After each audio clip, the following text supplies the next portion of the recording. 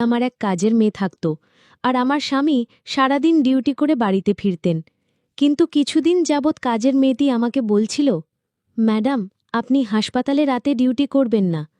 আমি যখন তাকে জিজ্ঞেস করতাম, কেন, কি হয়েছে, কাজের মেয়ে মারুফা বলতো, ম্যাডাম, আমি বলতে পারবো না, আপনাকে শুধু এইটুকু বলতে চাই, আপনি আপনার হাসপাতালে ডিউটি দিনে করিয়ে নেন। তার এই কথা শুনে আমি অবাক হলাম। তারপর একদিন ভাবলাম, আজ আমি দেখব কেন কর্মচারী আমাকে রাতের ডিউটিতে যেতে বারণ করে। তারপর সেদিন আমি বাড়িতেই লুকিয়েছিলাম। তারপর আমি যা দেখলাম তাতে তো বন্ধুরা, কয়েকদিন থেকে লক্ষ্য করছি যে কাজের মেয়েটি বারবার আমাকে কিছু বলতে চায়, কিন্তু কিছু না বলেই ফিরে যায়। সে হয়তো আমাকে কিছু বলতে চায়। ৪-৫ দিন এমন করতে দেখে একদিন আমি তাকে জিজ্ঞেস করলাম, মারুফা, সবকিছু ঠিক আছে তো? তুমি কি আমাকে কিছু বলতে চাও? আমি ভেবেছিলাম তার হয়তো টাকা পয়সার প্রয়োজন, কারণ অভাবী মানুষদের অনেক সময় অর্থের প্রয়োজন পড়ে, এটা স্বাভাবিক। তাই আমি তাকে জিজ্ঞেস করলাম, তোমার টাকার দরকার আছে নাকি? এ কথা শুনে মারুফা বলতে লাগল, না আপামনি, আমার টাকার দরকার নেই, বরং আমি আপনার সাথে অন্য কিছু নিয়ে কথা বলতে চাই। আমি তার মুখে দুশ্চিন্তার ছাপ পরিষ্কার দেখতে পাচ্ছিলাম। তাই আমি তাকে বললাম, মারুফা, তাড়াতাড়ি করে বলো, আমার হাসপাতালে যেতে দেরি হয়ে যাচ্ছে। মারুফা বলতে লাগল, আপামনি, আপনি রাতে হাসপাতালে ডিউটি করবেন না। আমি তার কথা শুনে হতবাক, আর কিছুটা রাগের সাথে ওর দিকে তাকিয়ে জিজ্ঞেস করলাম, মানে কি, রাতে আমি কেন হাসপাতালে ডিউটি করব না? রাতে তো হাসপাতালে রুগী থাকে, আর এটা আমার চাকরি।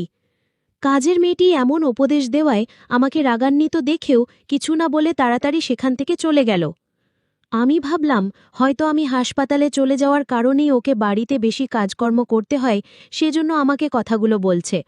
যাই হোক, অনেক দিন ধরে ওর কথাবার্তায় পরিবর্তন দেখতে পাচ্ছি। তাই ভাবলাম আমার কাজের মেয়েটির ওপরে খেয়াল রাখা উচিত এবং ওর মনে কী চলছে তাও জানা দরকার। আমি হাসপাতালে চলে গেলাম। যদিও আগে আমি শুধু দিনেই ডিউটি করতাম, তবে গত ৩ বছর ধরে আমি নাইট শিফট করছি এবং এতে আমার কোনো সমস্যা হচ্ছিল না। এখন আমার ছেলেমেয়েরা বড় হয়ে গেছে, আর বাড়িতে মারুফাও আছে। ওকে পুরো সময়ের জন্য রাখা হয়েছে, যাতে দিনরাত আমার বাড়িতে থাকে এবং বাড়ির খেয়াল রাখে। সন্ধ্যায় তো আমার স্বামীও অফিস থেকে বাড়ি চলে আসে, তাই আমার সংসার নিয়ে কোনো চিন্তা ছিল না। কিন্তু গত কয়েকদিন ধরে মারুফার কথাবার্তা আমার অদ্ভুত বলে মনে হচ্ছে। প্রায়ই আমার সহকর্মী মহিলাদের থেকেও শুনতাম যে কিছু সহকর্মী আমাকে সাধারণভাবে সতর্ক থাকতে বলেছিলেন। তবে আমি ভাবলাম মানুষের আচরণ পরিবর্তন হতে পারে, তাই মারুফার সঙ্গে আরও খোলামেলা কথা বলা উচিত। এই খবর শোনার পর থেকে আমার ভালো লাগছিল না। যদিও আমার স্বামীর প্রতি আমার পূর্ণ বিশ্বাস ছিল, আর কাজের মেয়েটির ওপরেও আমার বিশ্বাস ছিল, কারণ সে খুব ভদ্র আর সভ্য, কিন্তু আবার ভাবলাম কারো বদলে যেতে সময় লাগে না। তাই আমি কাজের মেয়ের ওপরে খেয়াল বা দেখাশোনা করার সিদ্ধান্ত নিলাম। আমি সকালে দেরিতে ঘুম থেকে উঠতাম, তাই আমার স্বামী মারুফার তৈরি নাশতা খেয়ে চলে যেত। এখন আমি ভাবছি আমার নিজের উঠে তার জন্য নাশতা বানানো উচিত, কিন্তু সারারাত হাসপাতালে ডিউটি করার পরে এমন ক্লান্ত হয়ে যেতাম যে 5:30টায় বাড়িতে ফিরে গভীর ঘুমে তলিয়ে যেতাম, আর দুপুর 2টায় ওঠার পরে একবারে লাঞ্চ করে আমার প্রাইভেট ক্লিনিকে গিয়ে বসতাম। হাসপাতালের চাকরির পাশাপাশি আমি একটা প্রাইভেট ক্লিনিক খুলেছি, যেখানে আমি গরিব মানুষের চিকিৎসা বিনামূল্যে করি। ক্লিনিক থেকে আসার পরে সন্ধ্যায় চা খেয়ে হাসপাতালে যাই। মাঝে মাঝে আমার স্বামী আমার কাছে অভিযোগ করে বলতো, তুমি তোমার জীবনকে এতটা ব্যস্ত করে ফেলেছ যে আমাদের জন্য তোমার হাতে সময় নেই, তুমি বাড়িতে আমার ছেলে মেয়েদের সাথে সময় দাও না। আমার স্বামী খুব ভালো ছিল, আমি তাকে খুব তাড়াতাড়ি মানিয়ে নিতাম। এই রুটিনে চলছিল আমাদের জীবন। কিছুদিন ভালোই কেটে গেল, আমার চোখে তেমন কিছুই পড়ল না। তাই আমি কিছুটা নিশ্চিন্ত হলাম। কিন্তু একদিন মারুফা আবার আমার কাছে এসে বলল, আপামনি, আপনি আমার কথা শুনুন, আপনার ডিউটি দিনের বেলা করিয়ে নিন, তাহলে আপনার জন্যও ভালো হবে, আমার জন্যও ভালো হবে। এবারও খুব করুণ স্বরে এই কথাটা বলছিল, আর কথা শেষ করেই সেখান থেকে চলে গেল। ওর কথা শুনে আমি হতবাক হয়ে থেকে গেলাম। আমার ভালো হবে মানে তো? এই সব ভেবে আমার খুব ভয় লাগল। আমার হাসপাতালের ডিউটি দিনের বেলায় করতে কেন বলছে?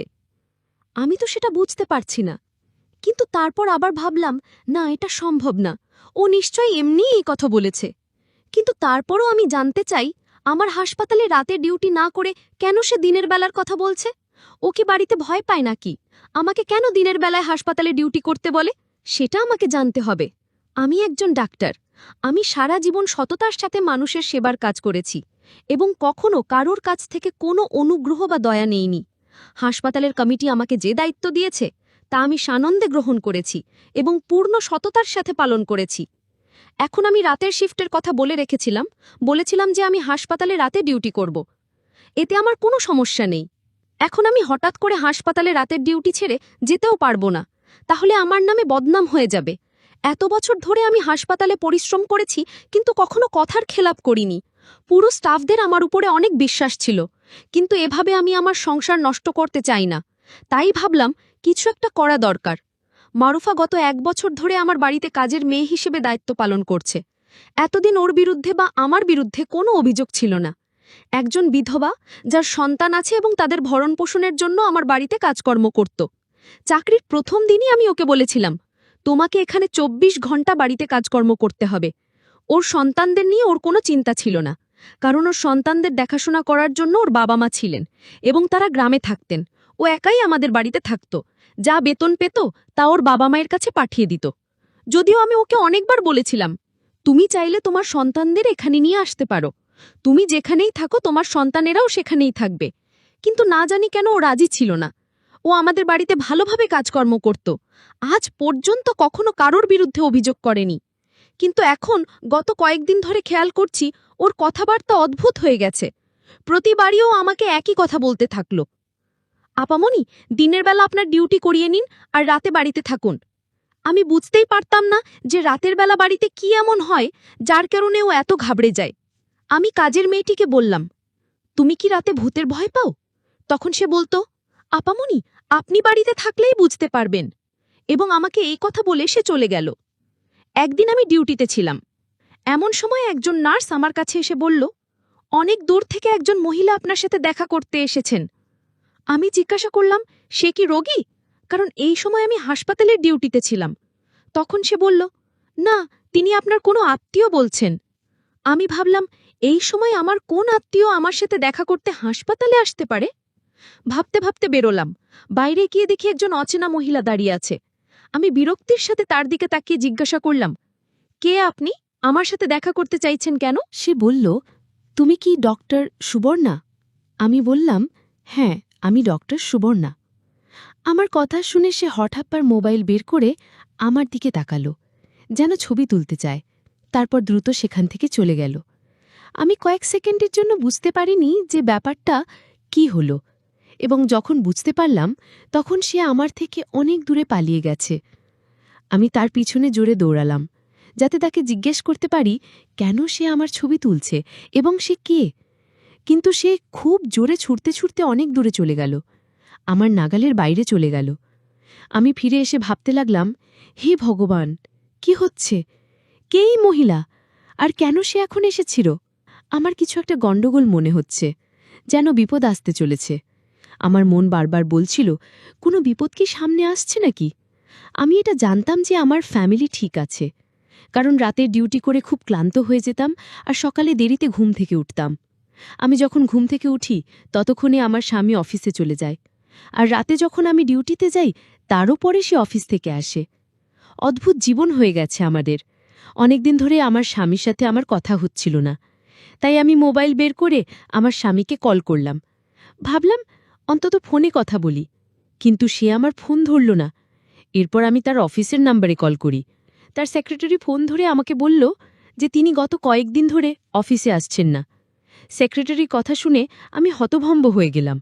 আমার স্বামী যে অফিসে যাচ্ছে না এই বিষয়ে আমার কোনো ধারণা ছিল না, কিন্তু আশ্চর্যের বিষয় হল সে প্রতিদিন অফিসের জন্য বাড়ি থেকে বের হতো। তাহলে সে অফিসের নাম বলে কোথায় যাচ্ছিল? পরের দিন ছুটি নেয়ার কথা ভাবলাম। আমি যখন বাড়িতে এই কথাটা জানালাম তখন সবাই খুব হাসি খুশি ছিল, বিশেষ করে কাজের মেয়ে মারুফা। রাতের খাবার খেয়ে বাইরে হাঁটতে বের হয়ে দেখলাম মারুফা কারুর সাথে ফোনে কথা বলছে, আর সে কাউকে বলছে, আপামনি আজকে বাড়িতেই আছেন, আজকে আমার কপাল ভালো। আমি যখন তার কাছে গেলাম সে হঠাৎ ঘাবড়ে গিয়ে ফোন কেটে দিল। আমি যখন তাকে জিজ্ঞেস করলাম, কার সাথে কথা বলছো? সে বলল, কারুর সাথে নয়, শুধু মাকে ফোন করেছিলাম সন্তানের খবর নেয়ার জন্য। এই কথা শুনে মারুফার প্রতি আমার সন্দেহ বেড়ে গেল। হয়তো সে কোনো গণ্ডগোল পাকাচ্ছে অথবা আমার কাছ থেকে বড় কিছু একটা লুকোচ্ছে। ভাবলাম আজকে বাড়িতে থেকে দেখব এখানে কি এমন হয়, কিন্তু সেদিন আমার চোখে কিছুই পড়ল না। সবাই শুয়ে পড়ল। কতদিন হয়ে গেল আমরা একসাথে সবাই বাড়িতে থাকার সুযোগ পাই না। আমার স্বামী বলছিল, তুমি অনেক ভালো করেছো ছুটি নিয়ে। আমি সন্দেহের চোখে তার দিকে দেখছিলাম আর ভাবছিলাম, আমি আজ বাড়িতে থাকার কারণে সবার মন ভালো হয়ে গেল। আমার একটা মেয়ে এবং এক ছেলে আছে। মেয়েটা কলেজে পড়ে আর ছেলেটা ছোট, সে স্কুলে পড়ে। বাড়িতে আমরা একজনই ছিলাম, তাই আমার ধারণা ছিল বাড়িতে কাজকর্ম করার জন্য শুধু একটা কাজের মেয়ে যথেষ্ট। তাই মারুফা ছাড়া আর কাউকে বাড়ির কাজে নেয়ার কথা ভাবিওনি। আমি এক দুবার পরিবারের সদস্যদের জন্য বাড়িতে আরও একজন কাজের মেয়ে নেয়ার কথা বলেছিলাম। তখন সবাই মারুফার অনেক প্রশংসা করে বলতো যে ও একা থাকলেও আমাদের কোনো সমস্যা হয় না, তাহলে তোমার অন্য কাজের মেয়ে নেওয়ার কি দরকার। কিন্তু গত কয়েকদিন ধরে আমি লক্ষ্য করছি যে মারুফা আর আমার মেয়ে তোমা একে অপরের সাথে খুব গল্প করতে শুরু করেছে।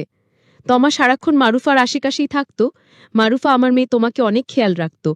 এটা দেখে আমার খুব ভালো লাগতো, কিন্তু খুব অদ্ভুত লাগতো যে কেন তমা মারুফাকে এত ভালোবাসতে শুরু করল। সেদিন আমি সারা দিন এবং সারা রাত বাড়িতে থেকে দেখেছি, এমনকি হাসপাতালেও যায়নি এবং ক্লিনিকেও বসেনি। কিন্তু তমা আর মারুফা তারা অনেক গল্প করত এবং তাদেরকে দেখে মনে হতো তারা দুজন দুজনের কত আপন। কিন্তু একটা বিষয় লক্ষণীয়, আমার মেয়ে তমা আগে মারুফাকে তেমন একটা পছন্দ করত না। হয়তো আমি বাড়িতে থাকি না, শুধু ও বাড়িতে থাকে, তাই তমা মারুফার সাথেই গল্প করে সময় কাটায়। এখন আমার মনের ভেতরে ভেতরে রাগ হচ্ছিল, মারুফার এই নাটক কবেই শেষ হবে কে জানে। আমি আমার রুটিন অনুযায়ী পরের দিন আবার হাসপাতালে রাতের ডিউটি শুরু করলাম। দুদিন পরেই আমি খুব তাড়াতাড়ি ঘুম থেকে উঠলাম, কারণ সন্ধ্যায় আমার এক বন্ধুর জন্মদিনের অনুষ্ঠানে যেতে হবে। তাই তার জন্য একটা উপহার নেওয়ার কথা ভেবে বাজারে গেলাম। সেখানে আমাকে এক জায়গায় দাঁড়াতে হয়েছিল, কিন্তু আমি সামনে তাকিয়ে দেখলাম আমার স্বামী হাসপাতালের ভেতরে যাচ্ছিল। কেন হাসপাতালে যাচ্ছিল? ও তো একেবারে সুস্থ। ঠিক আছে, ওর তো কোনো সমস্যাই নেই। তাই আমি তাকে অনুসরণ করে হাসপাতালে গেলাম। সেখানে গিয়ে দেখলাম সে একটা রুমের ভেতরে চলে গেল। আমি জানালায় উকি দিয়ে দেখলাম সে একটা মহিলাকে টাকা দিচ্ছে। মহিলাটিকে আমি চিনতে পারিনি। আমি ভাবলাম, কেন মহিলাকে টাকা দিচ্ছে? এই মহিলা কি আমার স্বামীর কোনো আত্মীয় হয়, নাকি সে হাসপাতালে কাউকে নিয়ে এসেছে আর সেজন্য আমার স্বামী তাকে টাকা দিল? আমার স্বামী মহিলাটিকে টাকা দিয়ে বেরিয়ে গেল। এরপরে মহিলাটি অন্য কাউকে ডাকল। কিছুক্ষণ পরে যে মহিলাটি ঘরে এলো, তাকে দেখে আমি চোখের পলক ফেলতেই ভুলে গেলাম, কেননা সেই মহিলাটি আর কেউ নয়, আমার কাজের মেয়ে মারুফা। অজানা মহিলাটি মারুফাকে কিছু টাকা দিল, আর মারুফা তাকে ধন্যবাদ জানিয়ে সেখান থেকে চলে গেল। আমি বুঝতে পারছি না কি হচ্ছে। আমার স্বামী প্রথমে এক অজানা মহিলাকে টাকা দিল, তারপরে সেই অজানা মহিলাটি আমার স্বামীর দেওয়া টাকা থেকে কিছু টাকা মারুফাকে দিল। অবশেষে মহিলাটি যখন আমার দিকে মুখ ঘোরালো, আমি স্তব্ধ হয়ে গেলাম। আমি কিভাবে এই মহিলাকে ভুলতে পারি? এতদিন পার হবার পরেও তার মুখটি আমার চেনা ছিল। এই সেই মহিলা যে সেদিন আমার ছবি তুলে পালিয়ে গিয়েছিল। আমি ভাবলাম তাকে গিয়ে জিজ্ঞেস করব, কিন্তু এরপরে আরেকজন লোক এসে সেই মহিলাকে নিয়ে সেখান থেকে চলে গেল। আমার মনে অনেক সন্দেহ হলো, তাই আমি সিদ্ধান্ত নিলাম যে এই রহস্য আমাকে খুঁজে বের করতে হবে। রাতে যখন আমি হাসপাতালে নাইট ডিউটিতে যাচ্ছিলাম, তখন আমার স্বামীও বাড়িতে এসে আমাকে বলল, চলো আমিও তোমার সঙ্গে যাই, আমাকেও কিছু জরুরি কাজে শহরের বাইরে যেতে হবে। আমি চিন্তায় পড়ে গেলাম যে ও যদি বাড়ির বাইরে থাকে তাহলে আমি কিভাবে সেই রহস্য খুঁজে বের করব। হাসপাতালে গিয়েও আমার অনেক চিন্তা হচ্ছিল, মাথায় প্রচণ্ড ব্যথা শুরু হলো। সার্জেন্ট ডাক্তার রাউন্ডে এসে আমার অবস্থা দেখে বললেন, আমার মনে হয় না তুমি হাসপাতালে রাতের ডিউটি করতে পারবে, তোমার বাড়িতে ফিরে যাওয়া উচিত। আমার এমন প্রচণ্ড মাথা ব্যথা ছিল যে আমারও মনে হচ্ছিল আমি এখানে আর থাকতে পারবো না। আমি আমার জায়গায় অন্য এক ডাক্তারকে ডিউটি দিয়ে এবং বাড়িতে না জানিয়ে চলে এলাম। এর আগে হঠাৎ করে কখনো বাড়িতে আসিনি। দরজা বন্ধ ছিল। ভাবলাম ওদের ঘুম থেকে ওঠানোর চেয়ে চাবি দিয়ে ঘরের দরজা খুললেই ভালো হবে। দরজা খুলে ভেতরে ঢুকতেই বুঝলাম আমার স্বামী হয়তো এখনো বাড়িতে ফেরেনি, কারণ তার গাড়ি ছিল না। আমি আমার রুমের দিকে যেতে শুরু করেছিলাম। আমি আমার ঘরের দিকে এগোতেই পাশের ঘর, অর্থাৎ আমার মেয়ে তমার ঘর থেকে চাপা একটা অস্বাভাবিক শব্দ কানে এলো। আমার মনের ভেতরটা ধক করে উঠল। এত রাতে তমার ঘর থেকে এমন শব্দ কেন আসবে? আমি দ্রুত পায়ে তমার ঘরের সামনে দাঁড়ালাম। দরজাটা সামান্য ভেজানো ছিল। আমি সন্তর্পণে দরজার ফাঁক দিয়ে ভেতরে তাকালাম, আর যা দেখলাম তাতে আমার পায়ের তলা মাটি সরে গেল। তমা অস্থিরভাবে বসেছিল, যেন কিছু একটা থেকে মুক্তি পেতে চাইছে।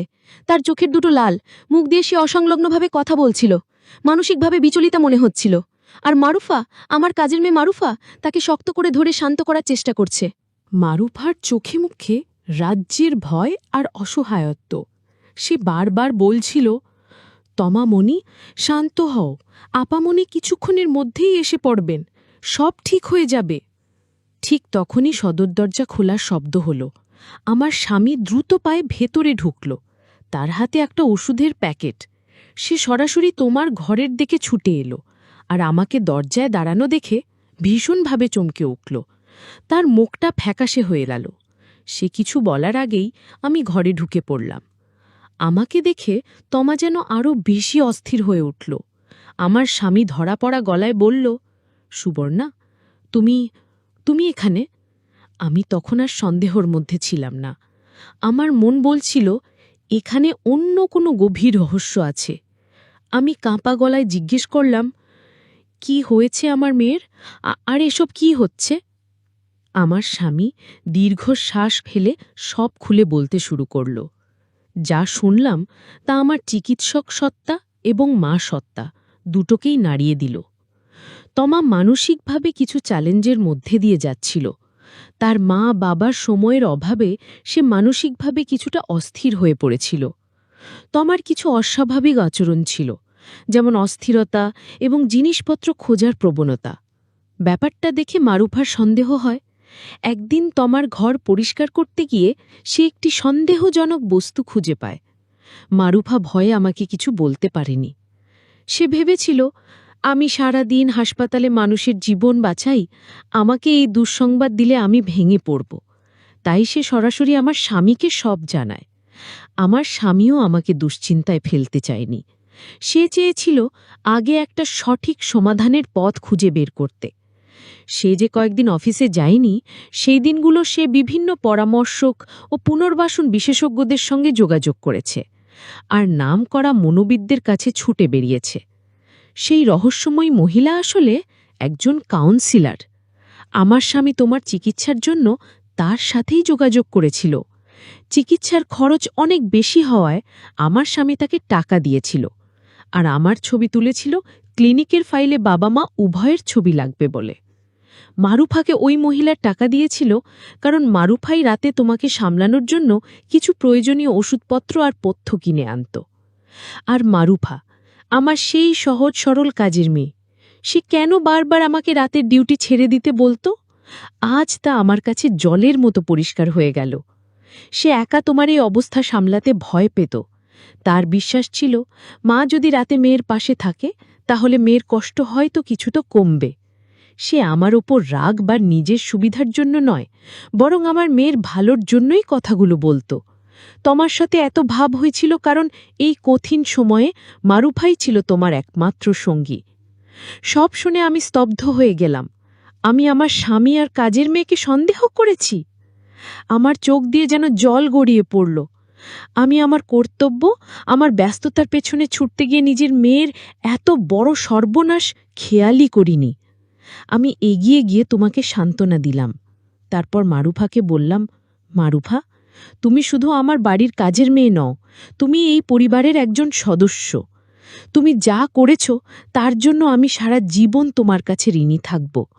আমাকে ক্ষমা করে দিও। আমার স্বামী আমাকে বলল, যা হওয়ার হয়েছে সুবর্ণা, এখন আমাদের একসাথে মেয়ের পাশে দাঁড়াতে হবে। সেই রাতটা ছিল আমাদের পরিবারের জন্য এক নতুন শুরু। আমরা বুঝতে পারলাম, অর্থ, যশ, খ্যাতির চেয়েও বড় হল পারিবারিক বন্ধন ও একে অপরের প্রতি খেয়াল রাখা।